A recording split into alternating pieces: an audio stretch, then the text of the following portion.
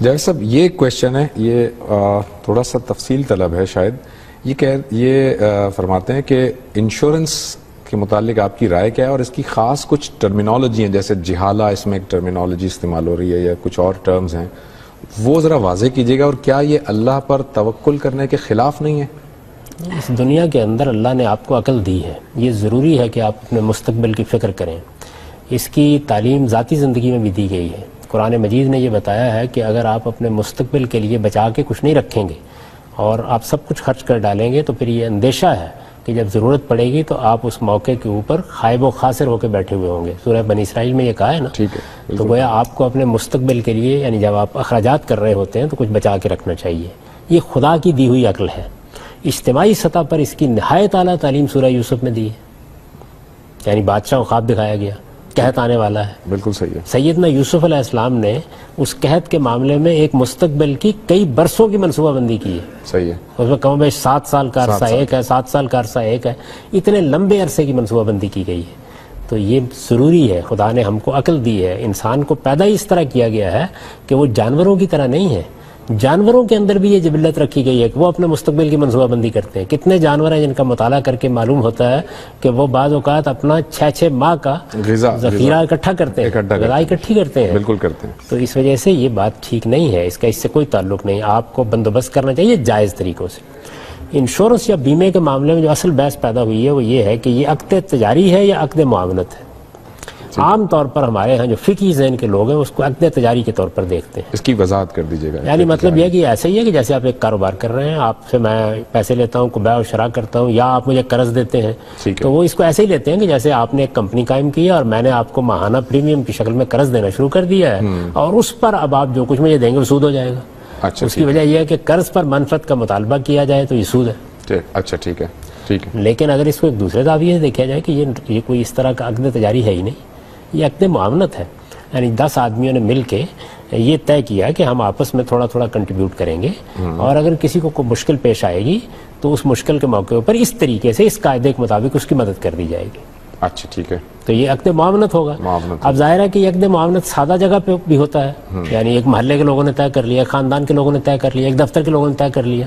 اس کو اس سے آگے بڑھ کر دور حاضر میں آرگنائز کر دیا گیا ہے. یعنی بعض لوگ آگے بڑھے، انہوں نے کہا جی ہمیں آپ اس کے آرگنائز کرنے کی ذمہ داری دے دیں.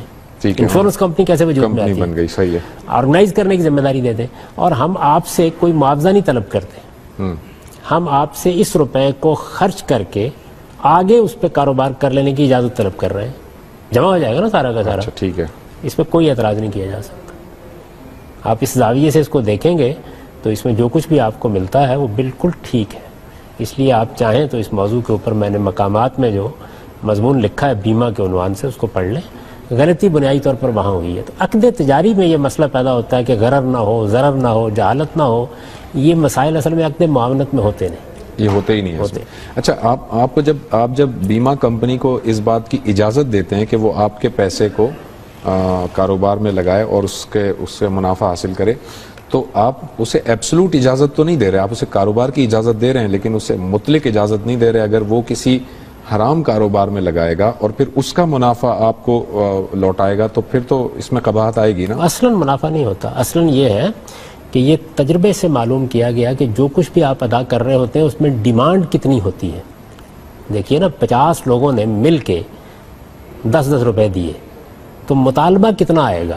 اب تک کا تجربہ یہ بتاتا ہے کہ 13%، 14% سے زیادہ مطالبہ نہیں آتا. تو اس وجہ سے وہ آپ کی رقم میرے پاس آ جاتی ہے، میری آپ کے پاس چلی جاتی ہے، اصلاً وہی سرکولیٹ کر رہی ہوتی ہے. اچھا. تو اس لیے اس پر بھی کوئی اعتراض نہیں ہو سکتا. تاہم یہ ممکن ہے کہ بڑے پیمانے کی بعض ٹرانزیکشن میں کچھ منفعت بھی ان کو اپنی دینی پڑ رہی ہو. یہ بہرحال ان کا کام ہے، ان کو توجہ دلانی چاہیے کہ وہ نیک کام کریں، اچھے آدمی بنے. یہ وہاں ہوگا. اصل میں جو بیمے کا پورا معاملہ ہوا ہے اس میں کوئی قابل اعتراض چیز نہیں. بسم اللہ الرحمن الرحیم. کیا انشورنس کرانا جائز ہے؟ دیکھیے، انشورنس کے بارے میں ایک تو ہمارے ہاں عام طور پر جو مذہبی حلقوں میں اعتراض کیا گیا ہے وہ اس پہلو سے ہے کہ یہ قمار جوئے کی نوعیت کی ایک شکل ہے. حقیقت یہ ہے کہ اس دعوے، اس الزام کے جواب میں تو انشورنس کے کاروبار کو جو مسلمان محققین جائز سمجھتے ہیں انہوں نے ایک بڑا واضح جواب دے دیا ہے کہ جبکہ ایک جانب جوا قمار ایک ایسی ایکٹیویٹی ہے کہ جس میں کوئی کام، کوئی معیشت کے اندر کنٹریبیوشن نہیں ہوتی، بلکہ ایک محض کھیل ہوتا ہے، گیم آف چانس، کہ جس میں انسان یا جیتتا ہے یا اپنے مال کو لٹا دیتا ہے. اس وجہ سے اللہ تعالیٰ نے اس کو ایک غیر ذمہ دارانہ رویہ ڈکلیئر کر کے اس کو ناجائز قرار دیا ہے. اس سے جھگڑے بھی ہوتے ہیں، اس سے ظاہر ہے کہ کوئی فائدہ نہیں ہوتا. جبکہ انشورنس تو ایک سیکیورٹی پرووائڈ کرتی ہے، اور جو کاروبار کرنے کے لیے بھی اور آپ زندگی گزارنے کے لیے بھی انسان کو مطلوب ہے، اس کے لیے ضروری ہے. لیکن حقیقت یہ ہے کہ انشورنس کے کاروبار کی جس طرح سے اب اس نے شکل اختیار کر لی ہے، دو نوعیتیں ہیں. ایک لائف انشورنس ہے، اور اسی طرح سے ایجوکیشن کی انشورنس ہوتی ہے، میرج کے معاملے میں ہوتی ہے، اور مستقبل میں جو اخراجات ہو سکتے ہیں ان کے معاملے میں بھی انشورنس کمپنیز انشورنس کا ایک معاہدہ کانٹریکٹ کرتے ہیں. اور دوسرے وہ انشورنس کے معاہدات ہیں کہ جن کا تعلق ایکسیڈنٹ سے ہے، فائر سے ہے، وغیرہ وغیرہ. جہاں تک لائف انشورنس کی نوعیت کے معاہدے کا تعلق ہے، اس میں ہوتا یہ ہے کہ انسان بالآخر ایک میعاد، ایک مدت پوری ہو جانے کے بعد جو اپنی اصل رقم ہے اس سے کہیں زیادہ رقم وصول کرتا ہے، اور وہ اس طرح سے اس کو حاصل ہوتی ہے کہ انشورنس کمپنی اس کے اپنے سرمایہ کو کہ جو وہ پریمیم کی شکل میں ادا کرتا ہے اس کو انویسٹ کرتی ہیں. ظاہر ہے کہ اگر یہ انویسٹمنٹ جائز انویسٹمنٹ کے موقعوں پر استعمال ہو، ایونیوز میں اس کو خرچ کیا جائے، انویسٹ کیا جائے، تو کوئی مذائقہ نہیں ہے، اس میں کوئی دینی طور پر اعتراض نہیں ہو سکتا. لیکن اگر انسان انشورنس کروائے، لائف انشورنس ہو یا اسی کی نوعیت کی اور ایجوکیشن یا میرج والی ہو، جس میں آپ کو اپنی رقم سے کہیں زیادہ اماؤنٹ ملے جو انفلیشن کے ریٹ سے بھی کہیں زیادہ ہے، اور اس کو آپ کو دینے کے لیے انشورنس کمپنی نے کہیں سود، انٹرسٹ بیسڈ کسی انویسٹمنٹ ایونیو میں استعمال کیا ہے، تو یہ ظاہر ہے کہ ایک ناجائز چیز ہوگی. اس کے برعکس جب آپ انشورنس کرواتے ہیں کسی حادثے کی شکل میں اپنے آپ کو محفوظ کرنے کے لیے، تو اس میں اصل میں آپ انشورنس کمپنی سے ایک معاہدہ کرتے ہیں کہ جس میں وہ آپ کو فائنینشیل سیکیورٹی پرووائڈ کرتی ہے. یہ بات کہ وہ اس پریمیم اماؤنٹ کو کہ جو آپ ان کو دے رہے ہیں کہاں انویسٹ کرتے ہیں، یہ آپ کی ذمہ داری نہیں ہے. ظاہر ہے کہ آئیڈیلی بہت اچھا ہے کہ انشورنس کمپنیز اس کو وہیں پر انویسٹ کریں کہ جو جائز انویسٹمنٹس کے مواقع ہیں. لیکن اگر وہ کہیں اور بھی انویسٹ کر کے آپ کے ساتھ کیے گئے معاہدے کو پورا کرتے ہیں، تو اس میں جو شخص اپنی انشورنس کروا رہا ہے وہ براہ راست اس کا ذمہ دار نہیں ہے. چنانچہ انشورنس کے کاروبار کی دو شکلیں ہیں. ایک وہ کہ جس میں کہ یہ دیکھنا ضروری ہے کہ آپ کا مال کہاں انویسٹ کیا جا رہا ہے، اور دوسری شکل وہ ہے کہ جس میں اگر آپ ایسا نہ بھی دیکھیں تو آپ کے اوپر ذمہ داری نہیں پڑتی ہے. اسٹیٹ لائف نے اپنی 50ویں سالگرہ کے موقع پر ایک پلان انٹروڈیوس کروایا تھا جس کا نام ہے گولڈن انڈومنٹ پلان، جس نے مارکیٹ میں آتے ساتھ ہی تہلکہ مچا دیا. اس پلان کی مدت کا دورانیہ 20 سال ہے، لیکن اس میں عام پلانز کی طرح آپ نے 20 انسٹالمنٹس نہیں دینی، بلکہ ابتدائی 7 انسٹالمنٹس دے کے آپ کا پیمنٹ پلان مکمل ہو جاتا ہے. اور عام پلان کی نسبت اس میں آپ کو 25% کم رقم دینا ہوتی ہے، اور 20 سال مکمل ہونے پر آپ کو میچورٹی کے فل بینیفٹس مل جاتے ہیں. State life golden endowment plan, صرف 7 سال کی ادائیگی پر پائیں 20 سال کا تحفظ. State life insurance corporation of Pakistan. Happy anniversary. آپ کو یاد تھا؟ ہاں، اور تمہارا گفٹ بھی یاد تھا.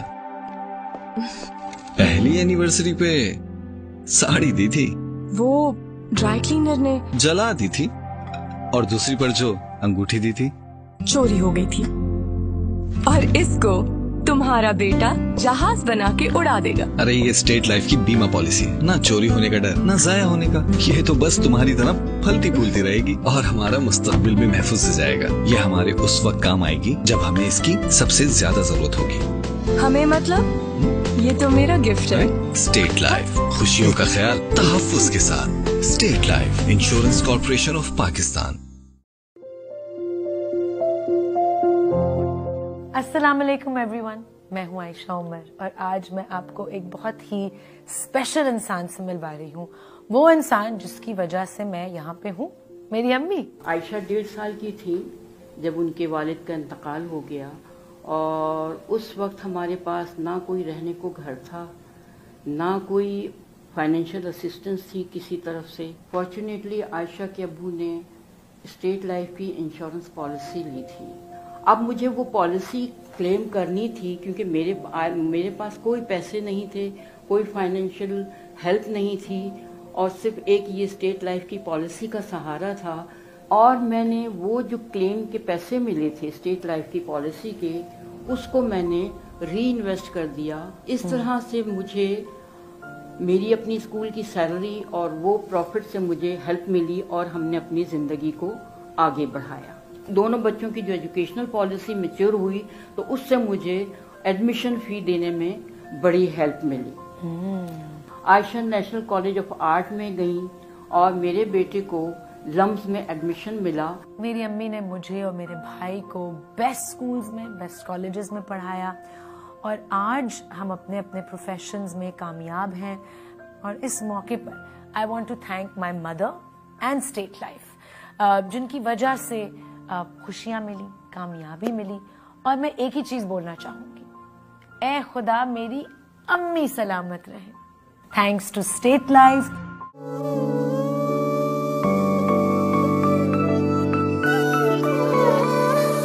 उंगली पकड़ कर चलना सिखाया, मुझको ये संसार दिखाया, साया बनके हर सू सदा वो रहे। ऐ खुदा मेरे अब्बू सलामत रहे, ऐ खुदा मेरे अब्बू सलामत रहे। खिदमत और एतमाद के 50 साल। State life insurance corporation of Pakistan.